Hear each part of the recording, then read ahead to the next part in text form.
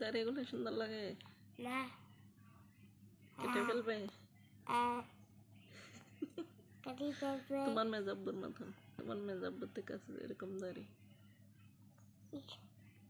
কাটি দাও কার মতন এগুলা কাটি দাও